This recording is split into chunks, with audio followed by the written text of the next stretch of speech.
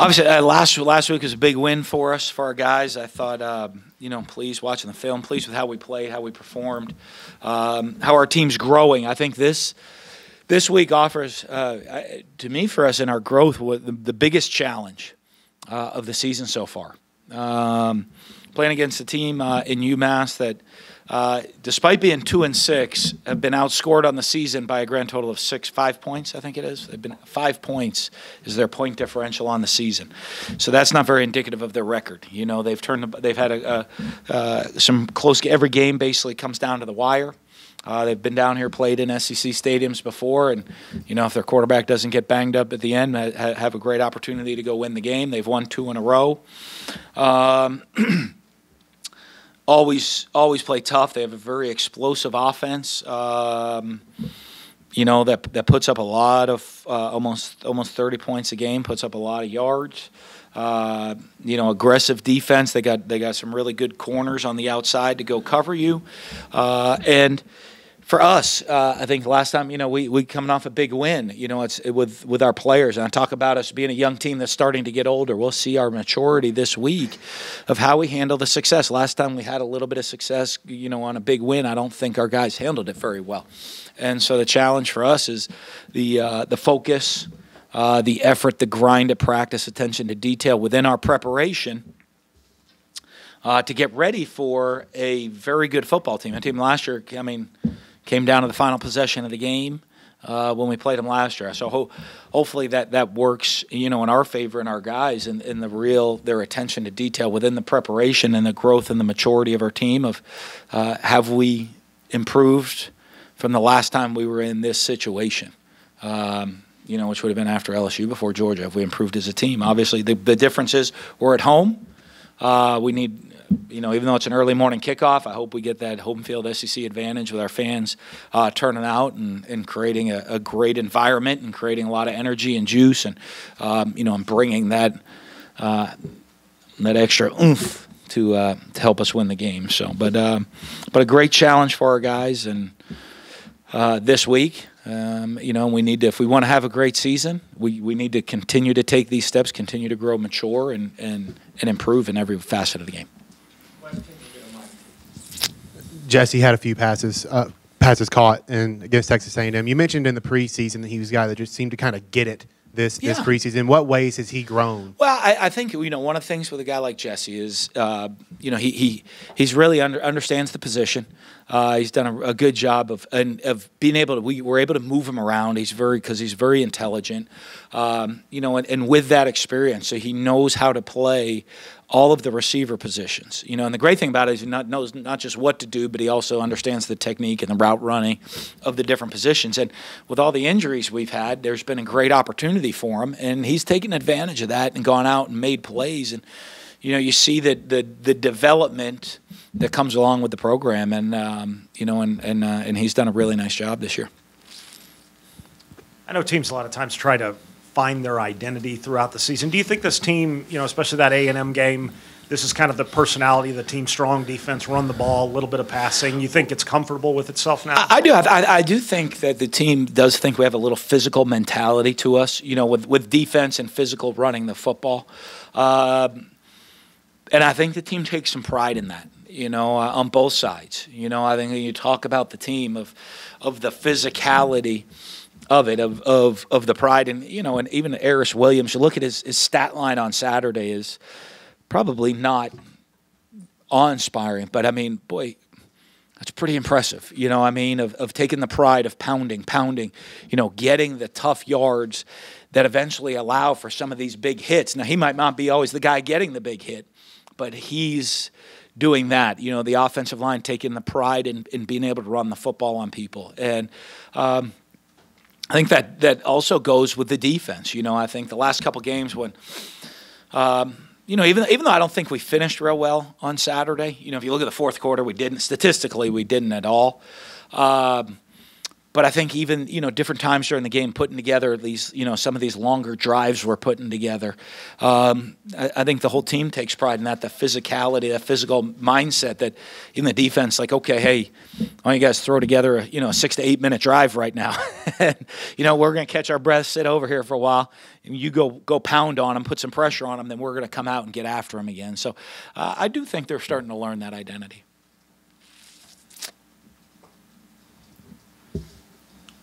Hey, Dan, your name has been rumored once again in open jobs, with Florida being the latest one. How do you compare your current situation, your current job here, to that of some of your peers who are like leaders of traditionally strong programs? Well, I think obviously I'm in a great position here. I think we've been able to build this program up. Built the facility. I've had my hand in how the facility's been built. We've been able to recruit the type of players that we want to recruit into our system. I have unbelievable support from our athletic director, who is also a coach, who has a great understanding of what we're trying to do. I might be one of the most fortunate coaches in the country with our president of the university, who is a football player and loves ball. There's not a whole lot of presidents you'll see that are. That you can't find a lot of videos of presidents dancing in locker rooms like you have of our president after certain games. And so I think, we're very fortunate here, too, that through the university they've allowed us to allowed us to build the program and build it the way that the vision that we had, and we have everybody on the same page, so I am very fortunate that way. Coach, I know Montez Sweat hadn't been here for a long time, just being a JUCO guy, but how much improvement has he made since he's been here? A lot, and I think because, he came in as a great athlete, you look at him, his length and his athleticism, but he's also put on the size, and he's also really worked to understand the game, of not just trying to say, hey, I'm a good athlete, then go rush the passer, understand how to fit, how to be a run stopper, how to be an every down player. And you see him constantly improving at that from one week to the next. And, and it's great to see, because I think he's got a bright future. As a junior for us, you let him soak it in and get through another off-season program next fall, and then really understand how to be a three down, like an every down player. I think he's going to have a great future. Coach, since the bye week, how do you feel like your team's progressed over the last 3 games? I think we've come along nicely. I think they've grown up. We'll see. Again, like this week's going to be a big challenge. I do. I think we went into a tough environment Saturday night. I thought we had a good plan. The game didn't start off exactly the way we wanted it to start off. But, I think you could see the maturity of, the game. We went on the road. The last time we had been on the road, I think, was Auburn, was the last time we were on the road before that. And the game didn't start off the way we wanted. And I think we handled it very differently on Saturday than we did the time before. So I think that you see them, the maturity of the team, They were loose on Saturday, and I was a little nervous. Going in, I thought we had a great week of preparation, and I'm like, okay, either we're very confident and loose, or we're a little nervous and loose, or we're actually, a little goofy right now as a team. And I don't know, maybe it was a combination of all of it, but you know what? I looked at the guys, and that foot hit the ball. They were ready to go play in all 3 phases. And, so I think that also gets back to the identity, the team finding themselves here's what matters most. When that foot hits the ball on Saturday night, that we're going hard. That all 11 guys on the field are going hard, and there's all the guys waiting on the sideline to get on the field can't wait to go hard. And if dancing, if sitting quietly, if talking to pregame, if whatever it is that makes us, prepare the right way, have a great week of practice, and then as we're preparing to go play, that foot hits the ball, we're ready to go play hard. I'm great with. No point dancing around the elephant in the room here, but do you have any interest in the Florida job? Or is there a circumstance where you? I'm really happy here. I think if you look at what we have at the program, with the administration, the direction this program is headed in right now, I haven't really thought much about it. except really worrying about UMass, and I don't even like to speculate on that stuff. I've been here long enough. Everybody knows that. I mean, as the year goes on, it gets into that silly season of who's going where and what's going to happen and all that. Our focus completely on UMass, which it has to be because they're an excellent football team. And, I'm very happy with what we're building here. I think we're building for a great future right now at Mississippi State with a young football team. Just one follow-up. Like you said, this is not the first time your name has been linked over the years. How much of a distraction has it ever been, and what is the potential for it to be a distraction? I think it used to be a lot more than it is now, because the fact that it's happened in the past, still here, and happily still here coaching and hopefully continuing to win a lot of football games. I think it's a lot less of a distraction because I think the players on the team, they know. I mean, it's always a distraction in recruiting. You got to have recruiting meetings and, make sure everybody's on the same page because, they haven't been through it, the guys in recruiting. So you're on the phone reassuring all the recruits. But the guys on our team and within the building, it doesn't become as much a distraction because it's happened before. So, if you go ask the older guys, the same thing kind of seems to pop up every year. And this is not going to go away. And no, I don't think so. I mean, I hope not in the way. I always say this.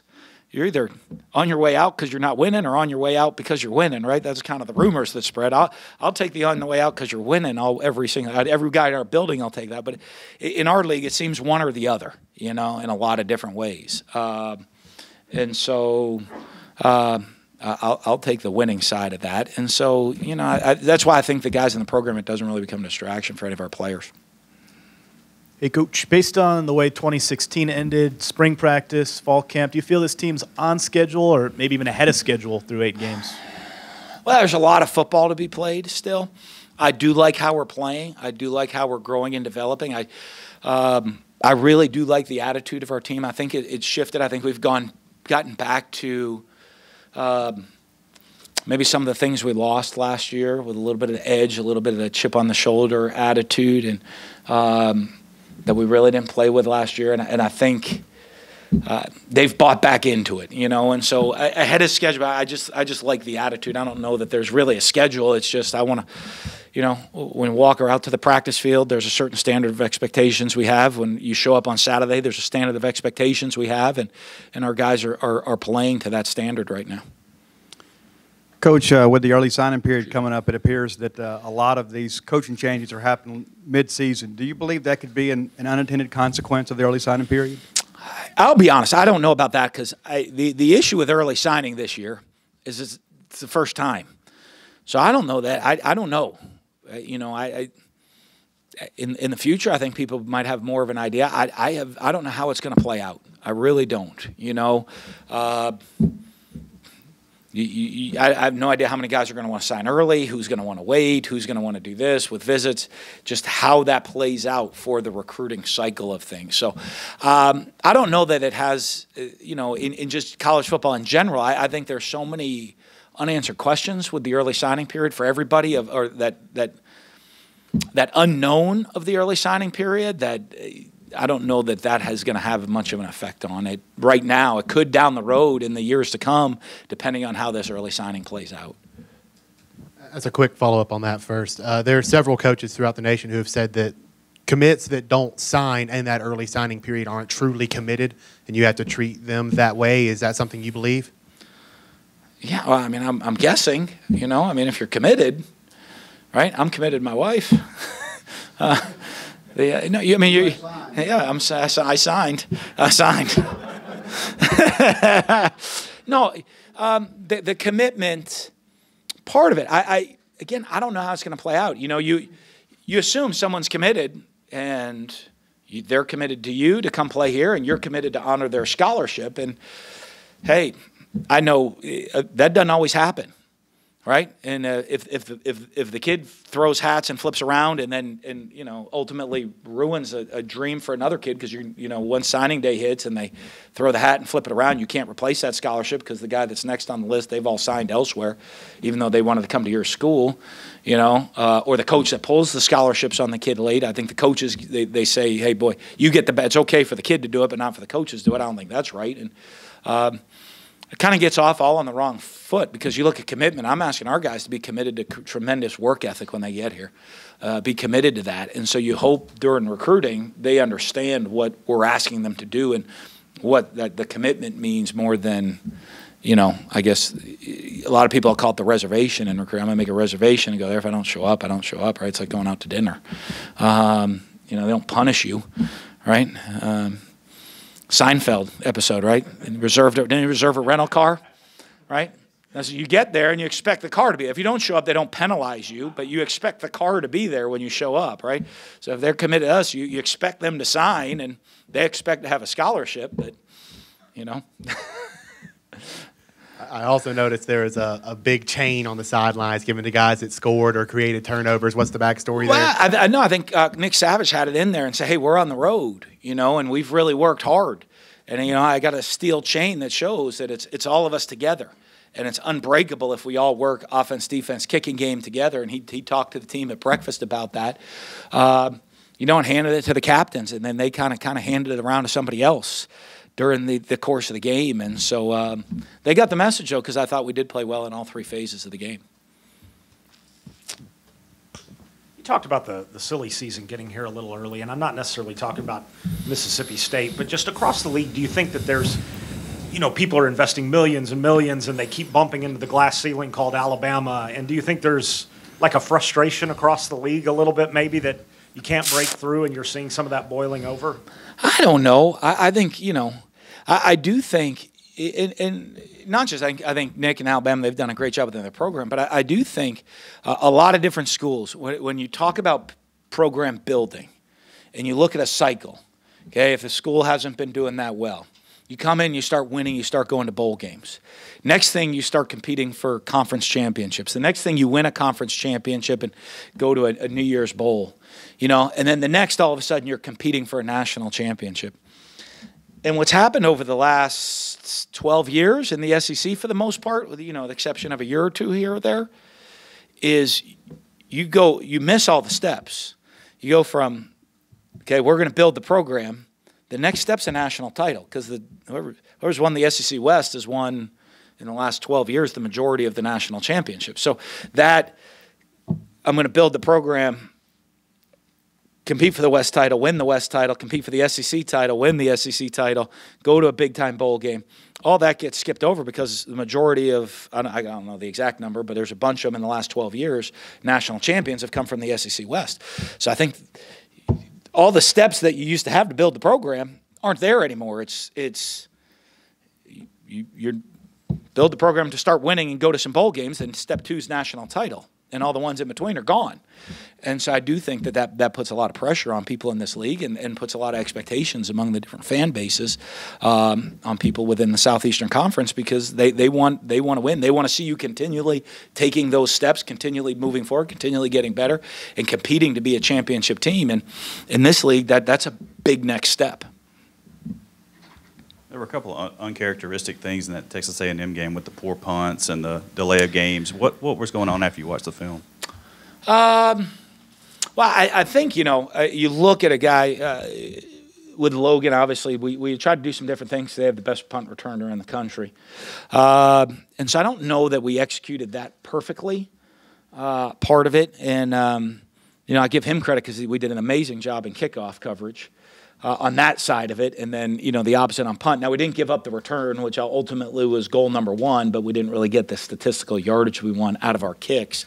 But we didn't give up the game breaker, so I think it was more that you put a great punt returner that can change the game at any time back there, they're going to have an effect on the game. Now, he didn't, and we contained him not to have the big play, but he did have effect on certain field position battles, with us not being as consistent in the punt game as we've been.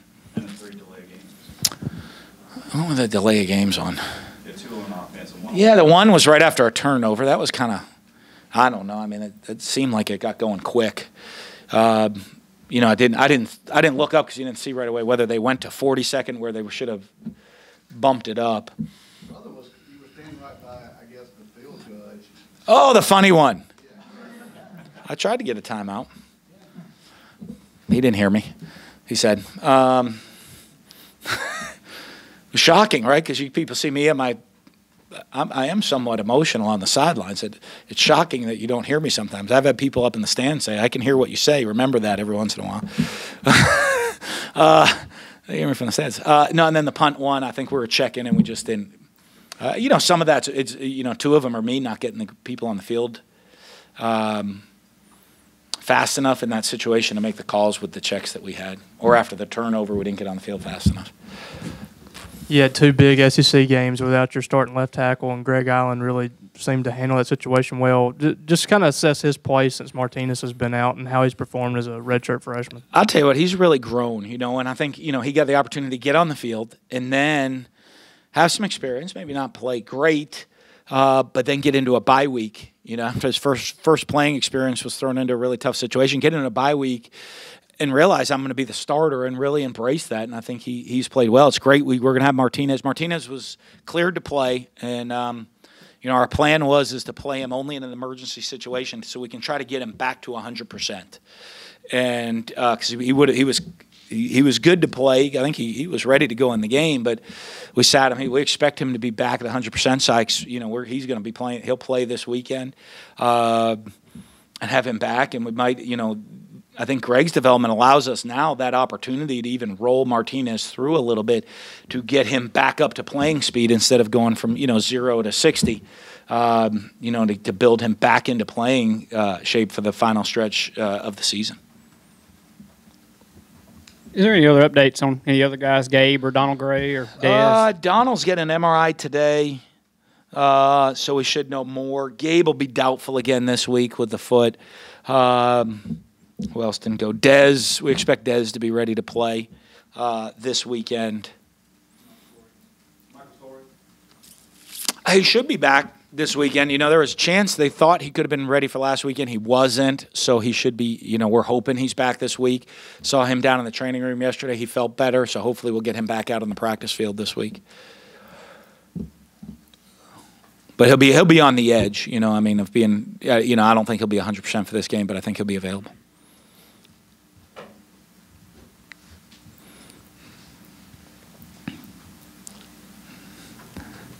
What's the MRI for Donald? Groin. Yeah. They injected it after the game for swelling, so we had to wait an extended period of time to get an accurate MRI for him. So that wasn't going to get done till today. I'm old and I don't understand your running back rotation, but it doesn't seem to be any set pattern as to who comes in. What is your thinking there? Just how it's going? You have to ask Greg, I don't I like rolling the guys through. Now, we will have specific personnel groupings to get certain guys on the field at certain times. That's probably why it looks maybe something different sometimes, because there will be certain personnel groupings that we want this back in. And then there's others where it doesn't matter which back's in. So that can kind of make it look like you're not always sure who's going to be in the game. And Greg rolls them through, of what we're doing and situationally roll them through. And like you say, it was a great situation for the young guys on Saturday. There are a couple times that, again, you put the ball in some of the young guys' hands, they're pretty dynamic. And then there's some other things going on that it's, but it's learning for them, of them really understanding you got to be ready to be an every down player. I think Nick Gibson blocked a punt on a quick kick. Not on our punt block team. But that's something that he's got to be ready for as a player. Hey, you're going to be in the game. We're going to do this in these situations. I know we put the ball in your hand and out of the backfield, catching the ball, running routes. You're dynamic, but you have to be ready to do those things as well and not kind of freak out when we're doing something a little bit outside of the box. And I know you're not